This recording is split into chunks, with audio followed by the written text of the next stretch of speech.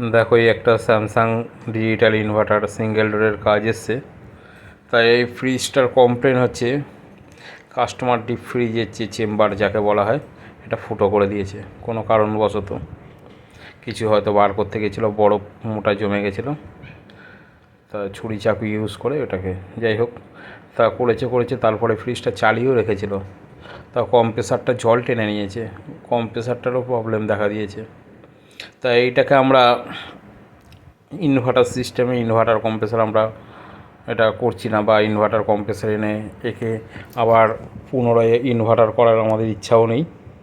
এটাকে আমরা নন ইনভার্টার করব।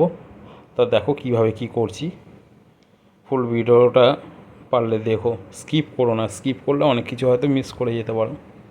প্রথমে বক্সটা আমরা খুলে নিলাম। দেখো সেন্সার দেওয়া ছিল, যেহেতু ইনভার্টারের জায়গায় এই সেন্সার দেওয়া থাকে। ইনভার্টার পদ্ধতিতে যে সিস্টেমেটিকগুলো থাকে সেগুলো সব আমরা বাদ দিয়ে দিচ্ছি। দেখো সার্কিট বোর্ডটাও ফেলে দেবো, কেন এগুলো আমাদের দরকারই নেই। আমরা পুরোপুরিভাবে এটাকে নন ইনভার্টার করে দেবো। তা এগুলো দেখো সব খুলে নিচ্ছি। আর সবচেয়ে বড় প্লাস পয়েন্ট হচ্ছে আমরা এই বডিতে কোনো জায়গায় ফুটো ফাটা না করে যেরকম তার আছে সেইভাবেই তারগুলো মেপে দেখে আমরা কানেকশানটা করব। সবার আগে দেখব থার্মোস্টার। এটা থার্মোস্টারের কানেকশানটা আমরা সবার ফার্স্টে করব। তা থার্মোস্টারের কানেকশানটা করতে গেলে আগে সেন্সারের জায়গায় কী কালারের তার এসছে, প্লাস এখানে কী কালারের তার আছে সেগুলোকে আমাকে বার করতে হবে। তা দেখো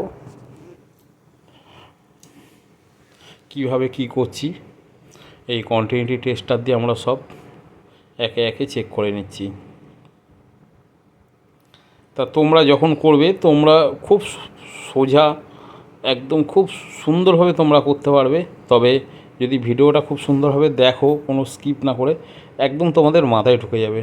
দেখো সাদা আর ব্ল্যাক কালারের দুটো তার এসেছিলো, আর এটা তো লাইটের কানেকশানের এই যে তার, এই এলইডি লাইটটা লাগানো ছিল। তা দেখো এই যে থার্মোস্টারের ওখান থেকে, সেন্সারের ওখান থেকে এই যে তার দুটো আমরা বার করে নিয়ে এই এখানে আমরা হলুদ আর কালো তার লাগিয়ে দিলাম। এই লাগিয়ে দিয়ে এটা হচ্ছে আমাদের থার্মোস্টার কানেকশানের তার। এই যে দুটো তার এখান থেকে থার্মোস্টার কানেকশান করে নেব। তো এবারে আমরা কম্প্রেসারটাকে খুলে নিচ্ছি। আমরা এখানে গোদরেজের কম্প্রেসার বসাবো, পাওয়ার চিল কম্প্রেসার গোদরেজের।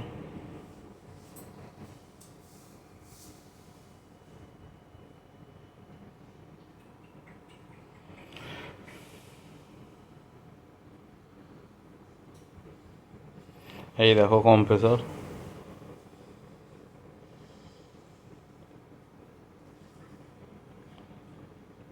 এই কম্প্রেসার আমরা বসিয়ে নিলাম।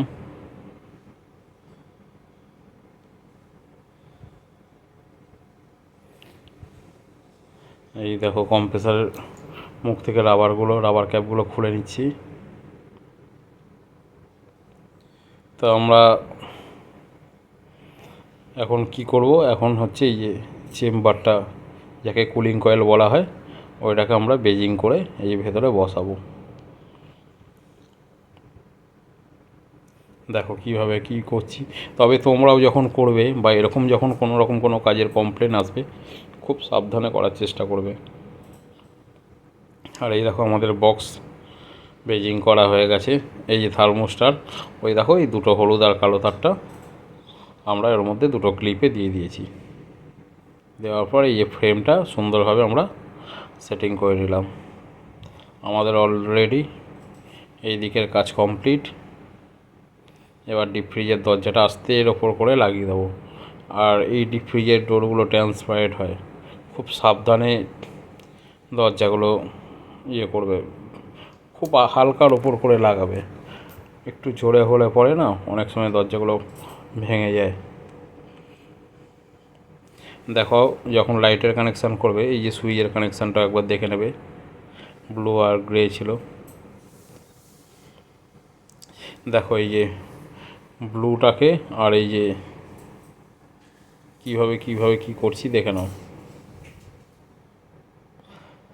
এটা হচ্ছে আমরা লাইট হোল্ডারের কানেকশানটা করলাম, আর এই দেখো ব্লুটার সঙ্গে ওই এই তারটা লাগিয়ে দিলাম।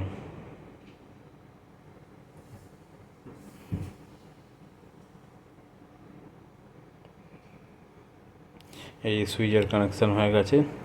লাইটের কানেকশান সবসময় সিরিজ কানেকশান হয়, খুব সোজা, অসুবিধা হবে না।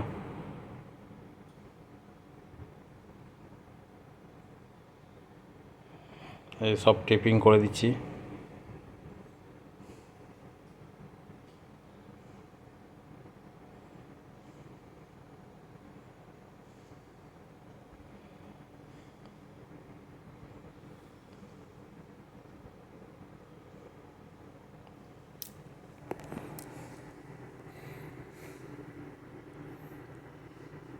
আমাদের অলরেডি এদিকে কাজ কমপ্লিট।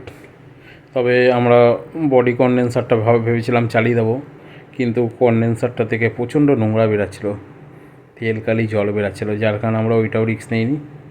আউটসাইডে একটা কনডেন্সার জার লাগিয়ে দিলাম।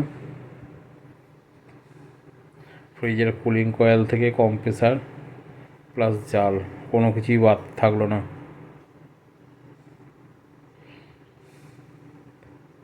তবে কিছু করার ছিল না, আমরা যে জালটা চালাবো কোনো না কোনোভাবে, ওইটা আমরা গ্যাস চার্জিং করলে ওইটা আবার চোকিং হওয়ার চান্স ছিল, যার কারণে কোনো রিস্ক নেইনি।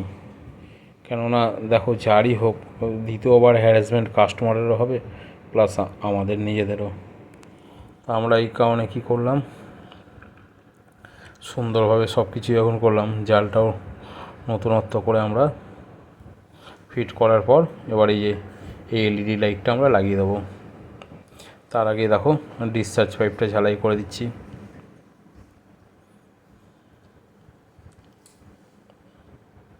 অলরেডি ডিসচার্জ ঝালাই হয়ে গেছে। এবার স্টেনার লাইনটা,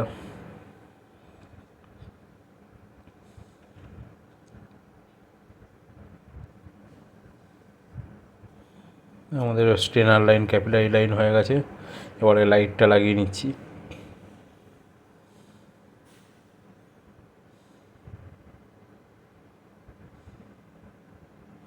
লাইট আমাদের লাগানো কমপ্লিট।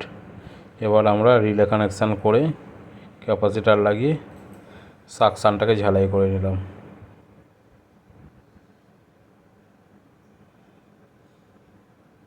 এবার চার্জিং পাইপটাকে ঝালাই করে নিচ্ছি।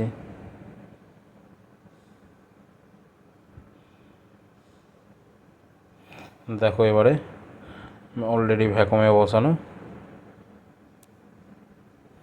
এই ভ্যাকুমে ফেলেছি আমরা।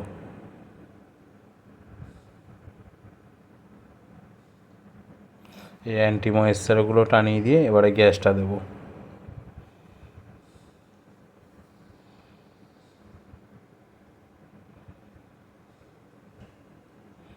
এইবার গ্যাস দেওয়া।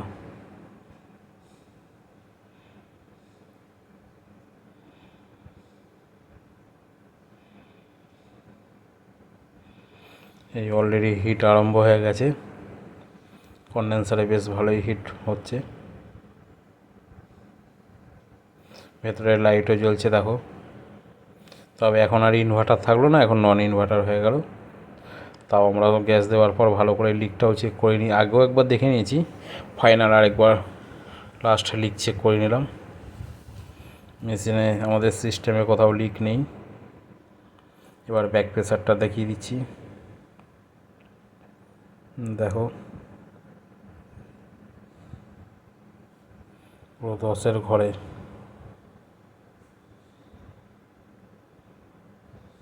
এবার পিঞ্চ করে দিলাম।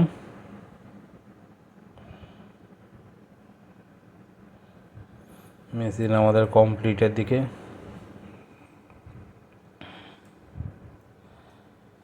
এবার লাস্টের লিকটা চেক করে নিচ্ছি, লিক নেই কোথাও, কমপ্লিট কাজ আমাদের, ধোয়া ধোয়া ফেলছে, মেশিন একদম ওকে।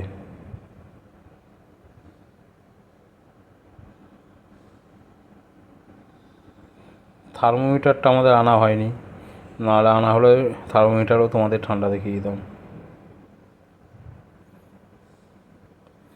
ফুল চেম্বারটা আমরা হাত দিয়ে দেখলাম ফুল ড্রাই, মেশিন কমপ্লিট।